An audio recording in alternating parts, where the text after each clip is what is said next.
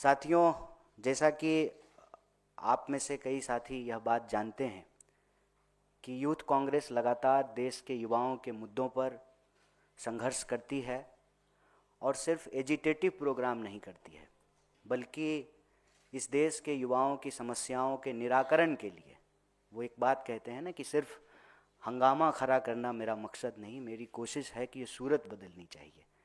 तो युवाओं की सूरत कैसे बदले, उनकी समस्याओं को कैसे एड्रेस किया जाए, उसके लिए कई तरह का रचनात्मक प्रोग्राम भी करती रहती है। इसी के तहत आप में से कई साथियों ने उसको कवर किया होगा।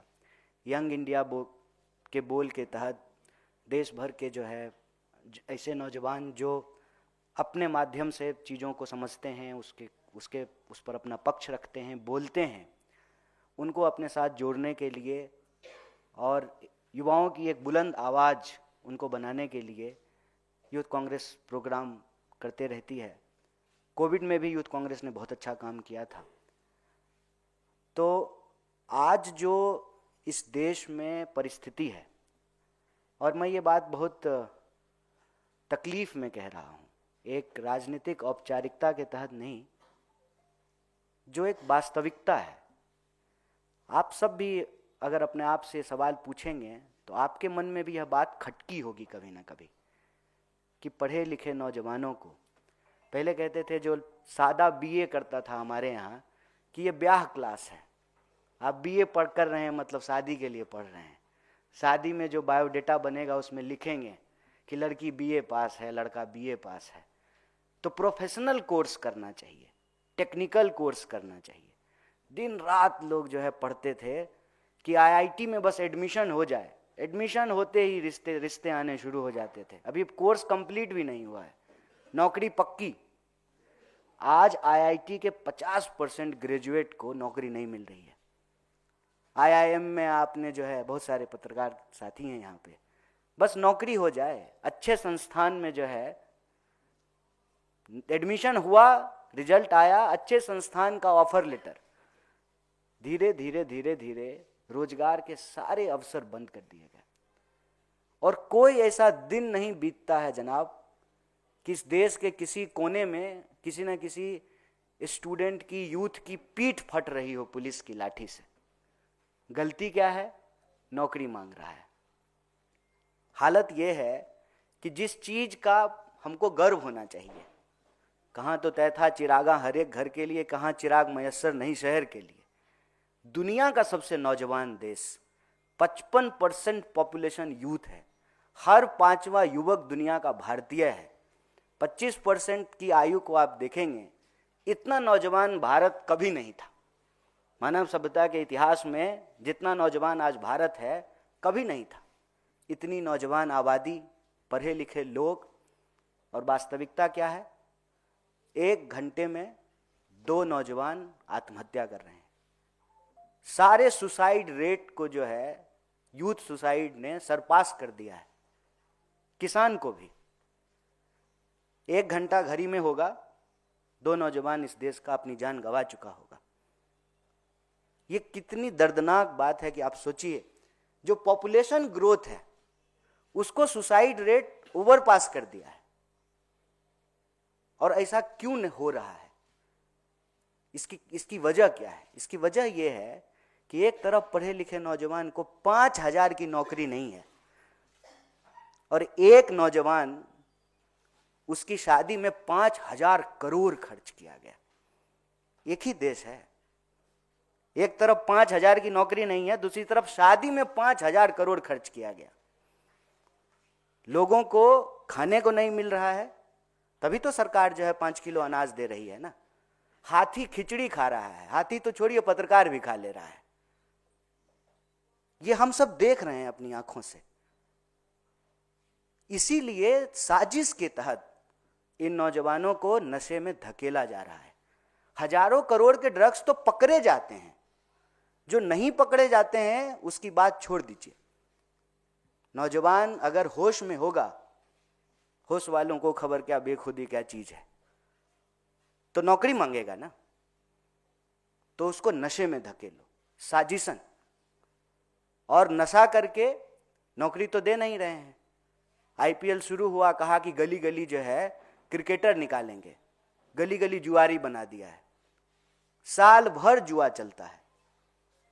अपने बच्चों का ड्रीम खराब नहीं हो जाए इसलिए हमको कह रहा है कि ड्रीम 11 पे टीम बनाओ। अरे हमारा ड्रीम था डॉक्टर बनने का, हमने डॉक्टरी पढ़ी।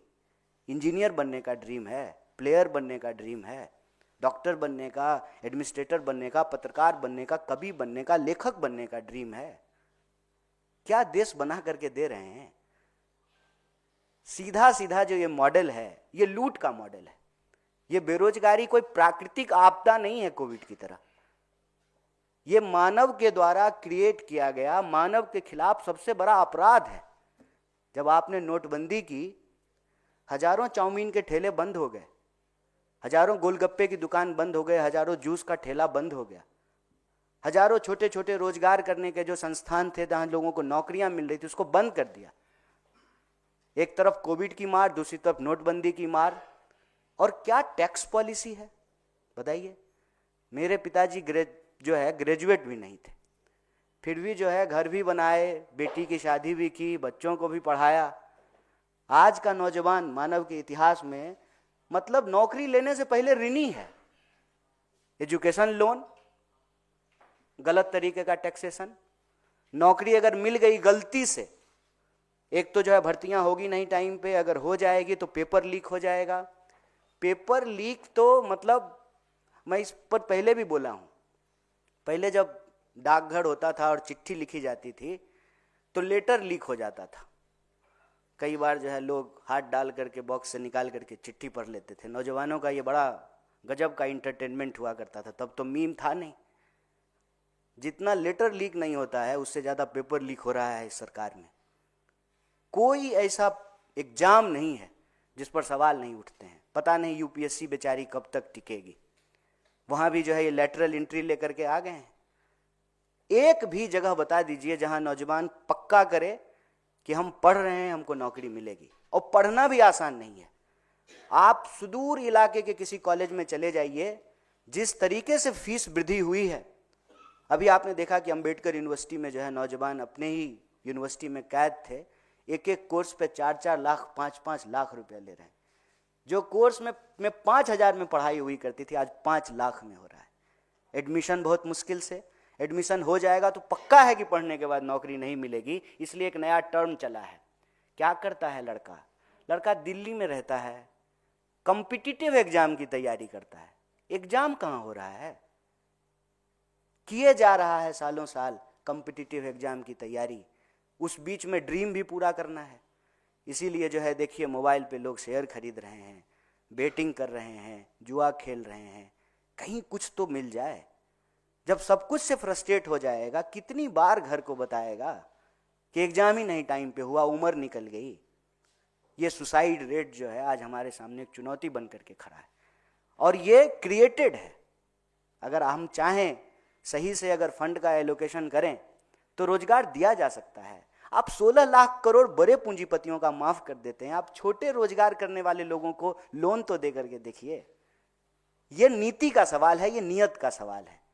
लेकिन नीति जब यही है कि अपने दोस्त को व्यापार, तो देश होगा बेरोजगार। ये एक बहुत बड़ा सवाल है। और हमारे यहाँ एक कवि हुए बिहार में, मगही भाषा में लिखते थे, मथुरा प्रसाद नवीन। वो कहते थे कि भूख से तरप के मरवा काहे, मरने होते लड़के मरी जा। क्यों सुसाइड करके मरेंगे देश के लोग।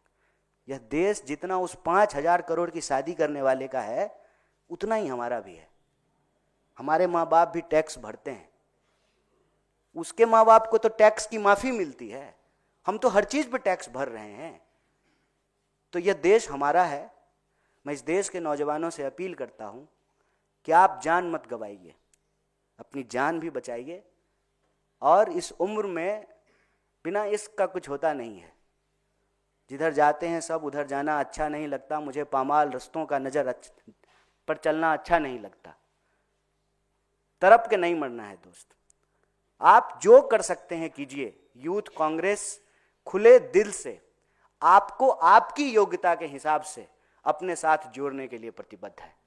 आप बोल सकते हैं तो बोलिए, लिख सकते हैं तो लिखिए, प्रदर्शनों में शामिल हो सकते हैं तो शामिल होइए, और कुछ नहीं कर सकते हैं तो अपने आसपास के लोगों को समझाइए।